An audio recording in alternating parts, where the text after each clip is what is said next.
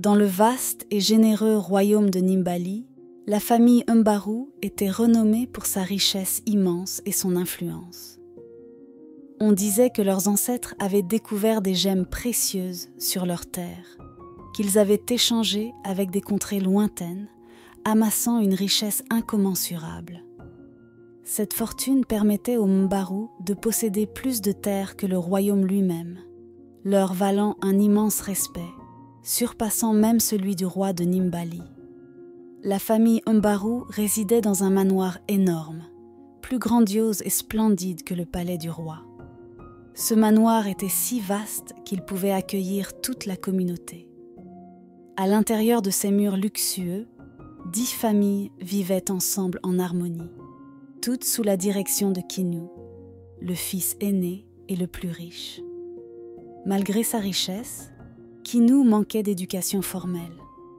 Pour gérer les vastes affaires du domaine, il épousa Leila, une femme sage et belle, connue pour son intelligence exceptionnelle. Leila avait la responsabilité de gérer les finances et les affaires de la famille, une tâche qu'elle accomplissait avec précision. Cependant, son intelligence la rendait arrogante et condescendante. Elle dirigeait la maison d'une main de fer, exigeant respect et obéissance de tous. Les autres femmes de la famille, bien que mariées au frère cadet de Kinu, craignaient la colère de Leila et cherchaient son approbation pour chaque décision. L'influence de Leila s'étendait au-delà du manoir, atteignant le royaume de Nimbali. Elle quittait rarement le manoir, mais lorsqu'elle le faisait, sa présence était ressentie par tous. Même le roi reconnaissait son pouvoir, la respectant comme si elle était de la royauté. Malgré sa richesse, son pouvoir et son influence, Leila avait un désir inassouvi qui assombrissait son bonheur.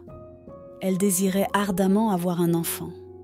Ce souhait non réalisé la rendait amère et envieuse des autres femmes de la maison qui avaient des enfants, entraînant des tensions et des discordes au sein des murs grandioses du manoir. Leila et Kinu avaient essayé pendant de nombreuses années d'avoir un enfant. Ils avaient sollicité l'aide des meilleurs guérisseurs et médecins de Nimbali et des royaumes voisins, mais aucun ne pouvait fournir de solution. Cette infertilité pesait lourdement sur Leila, contribuant à son amertume. Elle dirigeait sa frustration vers les femmes du manoir qui avaient des enfants, les traitant avec mépris et jalousie. Un jour, une servante nommée Tala tomba malade en servant Leila. Par peur, Tala ne l'informa pas et continua ses tâches jusqu'à s'effondrer. Dans un accès de rage, Leila congédia Tala et ordonna à son homme de main de trouver une nouvelle servante. L'homme de main revint avec une jeune fille belle nommée Dena. Dena, âgée de seulement 18 ans, était orpheline et avait un passé difficile. Elle avait été adoptée par une famille qui l'avait ensuite maltraitée, la forçant à s'enfuir. Elle vivait dans une cabane abandonnée, vendant des légumes pour survivre lorsqu'elle fut recrutée pour servir Leila. Dena était différente des autres servantes. Elle était silencieuse et réservée, souvent seule, ce que Leila interprétait comme de l'arrogance. Par conséquent, Leila traitait Dena durement, la punissant pour la moindre erreur. Malgré ce traitement sévère, Dena choisit de rester. Endurer la brutalité de Leila semblait mieux que sa vie précédente de difficultés. Elle supportait silencieusement la colère de Leila, espérant un avenir meilleur. La maltraitance de Leila envers Dena était incessante. Le comportement silencieux de la jeune servante ne faisait qu'alimenter la perception de Leila qu'elle était fière et défiante. Ce traitement sévère continua jusqu'à ce qu'un jour fatidique, un incident se produisit qui allait tout changer. Leila ordonna à Dena de préparer un bain chaud, et lorsque l'eau était trop chaude, Leila, dans un accès de colère, éclaboussa Dena avec l'eau bouillante. Alors que Dena criait de douleur et arrachait ses vêtements, Leila remarqua une marque de naissance unique sur le dos de Dena, déclenchant des souvenirs d'un secret douloureux de son passé. La vue de la marque de naissance sur le dos de Dena ramena Leila à un sombre chapitre de sa vie. Adolescente, Léla avait été envoyée vivre chez sa tante. Le mari de sa tante profita d'elle, entraînant une grossesse. Lorsque Léla rapporta l'incident, sa tante refusa de la croire et la jeta dehors. Seule et effrayée, Léla donna naissance à une petite fille. Incapable de s'en occuper, elle la laissa dans un orphelinat, la marquant d'une marque de naissance distinctive pour s'en souvenir. Hantée par la marque de naissance sur le dos de Dena, la curiosité de Léla grandit. Elle décida d'enquêter sur le passé de Dena. Elle visita l'orphelinat où elle avait laissé son bébé des années auparavant et s'enquit de la jeune servante. Après des enquêtes approfondies, Léla découvrit la vérité choquante. Dena était en effet sa fille. La réalisation frappa Léla comme un coup de tonnerre, la remplissant de culpabilité et de regret pour le traitement sévère qu'elle avait infligé à sa propre chair et à son propre sang. Le remords de Léla la consuma. Elle ne pouvait pas supporter la pensée que la fille qu'elle avait tant désirée était devant elle tout ce temps, endurant sa cruauté. Ses nuits devinrent sans sommeil, et ses jours furent remplis de tourments. La culpabilité pesait lourdement sur son cœur, la conduisant à prendre une décision courageuse. Léla rassembla la famille et confessa tout, révélant la véritable identité de Dena et le secret qu'elle avait gardé caché pendant tant d'années.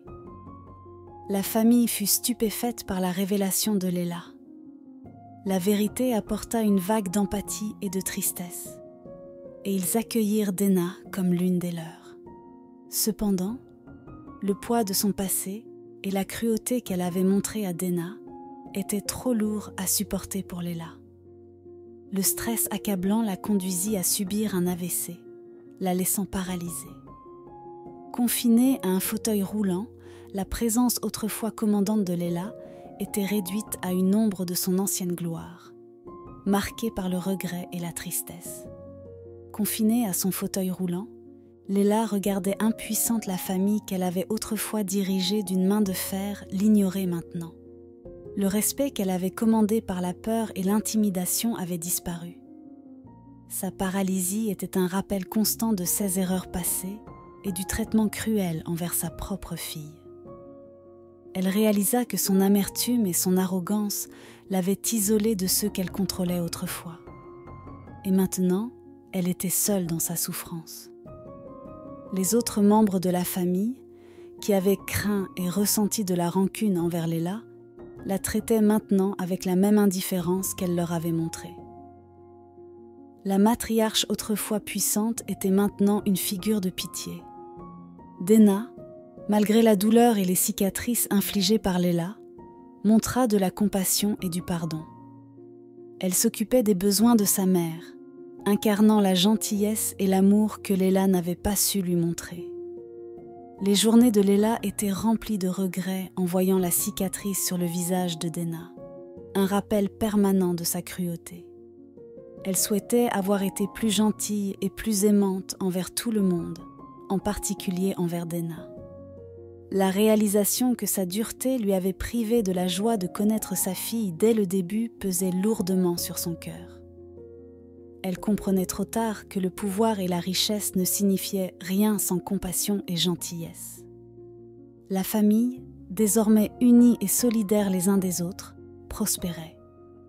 Le manoir, autrefois un lieu de tension et de peur, était devenu une maison remplie d'amour et d'harmonie.